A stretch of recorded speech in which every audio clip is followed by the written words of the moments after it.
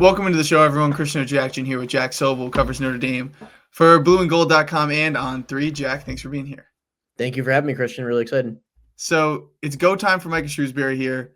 Year 3, bringing back some key pieces. Not anything loud in the portal, but a strong freshman class headlined by Jalen Harrelson. Just kind of tell me about Micah's approach to the offseason and just, I guess, how we're feeling about the way he's building this program now here with year 3. Yeah, he's sticking with the plan. I think he has, crucially, the athletic department, who it should be noted, athletic director Pete Bavacqua, who did not hire him. The previous athletic director, Jack Swarbrick, left the summer of he announced he was retiring the summer of 2023, officially left spring of 2024. So the athletic director did not hire Micah Shrewsbury, but that athletic director, by all accounts, including from both him and Shrewsbury, has thrown his full support behind the rebuild plan.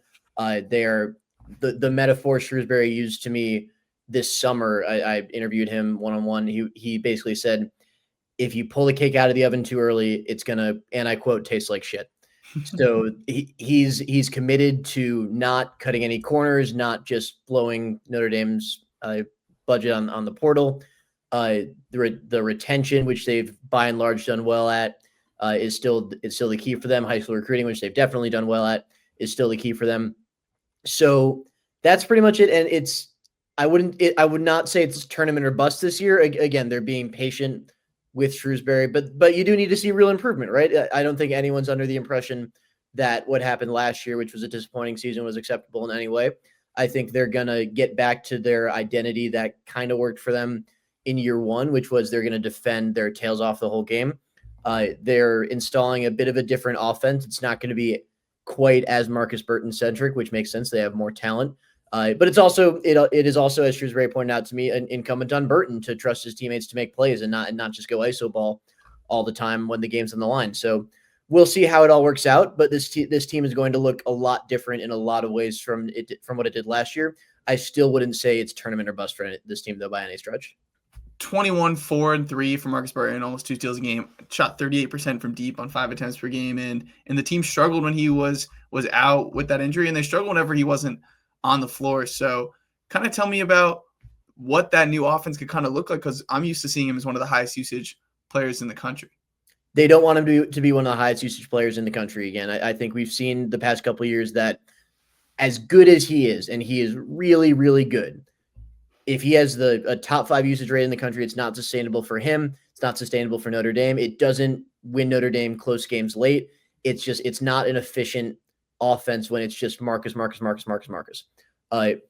What Notre Dame needs him to do, and what Notre Dame needs to build around him, is pieces that can shoot, pieces that he can trust to dump it off when he drives, and pieces that will allow him to play off the ball. Because you mentioned the increased 3-point shooting, that comes with an increase in playing off the ball, which I think is a big thing that Jalen Harrelson is going to bring to the table this year, the borderline 5-star freshman. So it's not good. Obviously, Markus is still the star, and they spent a considerable amount of money to keep him out of the transfer portal this offseason for a reason.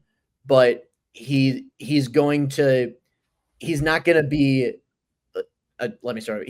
They're not going to default to the please save us Markus offense as much as they did the last 2 years. So you mentioned Harrelson. He's kind of the mystery box here for me. So tell me who Jalen Harrelson is as a player. Is this a one and done type of guy? I know he's 6'7", and I know he's got a lot of upside. Could be one and done, but not a guarantee by any stretch. They would love it if he's good enough to be one and done, but he could be 2 as well. For now, let's just talk about him as a player. Our On3's main basketball recruiting analyst, Jamie Shaw, has often described him as a connecting piece. He can fill a lot of different roles within an offense. He can score, he can ball handle, he can pass. I think Shrewsbury described me as kind of a chameleon. Like, he can fill whatever role you need him to fill on the offense. And when Markus Burton's on the floor, that's often an off-ball guy. When Markus Burton's off the floor, that's often an on-ball guy. And he will allow Markus Burton not to play as much as he did the last couple of years, which is good because Burton's the kind of guy, you know as well as I do, is going to play 100% and 10% effort. And I think having Harrelson there is going to allow Burton to play off the ball, not do as much offensively, and get a little more rest so that he can up the effort on defense, which I think was a sticking point with the whole team last year. But back to Harrelson, I wouldn't say he's a terrific shooter, at least not at this stage. A big reason he chose Notre Dame was because Michael Shrewsbury was Jaylen Brown, Jason Tatum's shooting coach, and he wanted to improve that aspect of his game. But he's getting better. He is 6'7" with a 6'10" wingspan, and they think that wingspan will allow him to be a really good defender, even if he's not known as like a shutdown defensive player right now.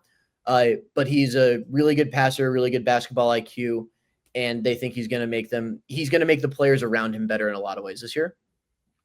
Braden's back, 14 a game last year, 37% threes, took 7.5 a game.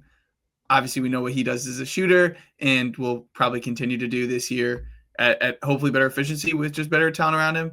Defensively, obviously, he knows as well as anyone with his dad as the coach, like what the expectation is and the effort there. Has there been any? He's a thinner guy. Has he put on any muscle this offseason? Has there been any specific focus for him? But I mean, I feel like I know who he is as a player right now. Anything different? As far as muscle, we'll see when we get him back for media day, which I think should be within the next couple of weeks. The football team has a bye week. They have 3 more games and then a bye. I think we might do a media day then. So I'll see then. But as far as Braden's game, I think he took a big step as far as being a multi-level scorer last year. Mm-hmm. Like you saw him hit some of those dribble drive floaters that will keep defenses more honest when they're closing out at his jump shot, which as we know goes hot and cold. But when he's on, he's one of the better shooters you'll see in that league. I think him getting hurt towards the end of the season hurt them a lot. What people don't realize about Notre Dame last year, and this is an excuse, but I want to say Markus Burton, Braden Shrewsbury, and Matt Alaco, who was the Princeton transfer, who was good for them when healthy and who they'd love to have back, but he was out of eligibility. They only played together for probably about 10 games total last year, and they were a much worse offensive team when one of the 3 was gone as opposed to when all 3 were in. So as long as Braden stays healthy, I think he and Burton and Harrelson are going to form a pretty formidable backcourt. Carson Tout, coming over here from Northern Arizona, 13-12, and he's only 6'8". He's a grad transfer, he's older.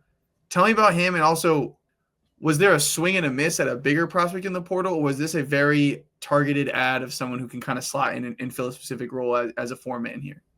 Both those statements are true.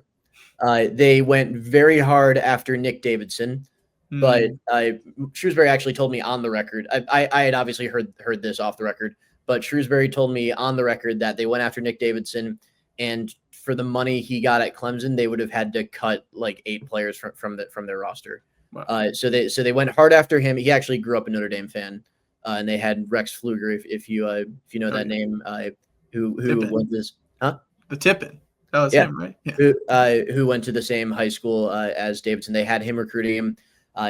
Noble effort, didn't work out. So they pivoted to Tout, who committed to them on the spot after a visit.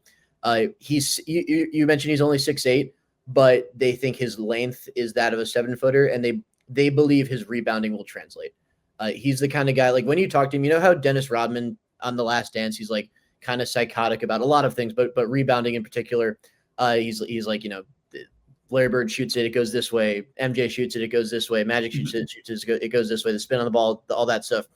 Tout is the same kind of obsessive when it comes to rebounding, and he's kind of over his 6 years so far. He's about to be a 7th-year guy of college basketball. He's kind of really committed himself to the rebounding, the basketball IQ, the gritty plays on the offensive defensive glass, getting loose balls, all that good stuff. He adds a toughness in the front court that I think they lacked last season.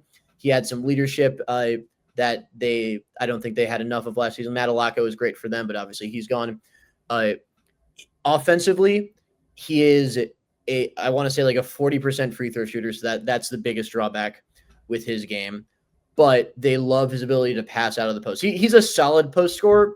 I don't think that's probably the part of the game that worked really well with Northern Arizona that like he'll do at Notre Dame, but probably won't translate as well.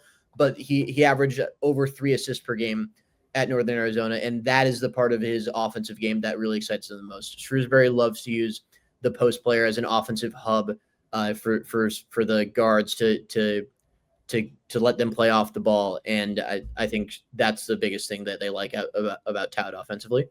So learning about Tout and thinking about what you said about the offense kind of looking a bit differently. Tell me, is that playing through the post more? Is that like, 'cause I mean, if he's at the 4 and Enjoy's at the 5, like this, I'm picturing a defensive minded half court team, right? Yeah, it could be. I still don't know what their starting lineup is going to look like.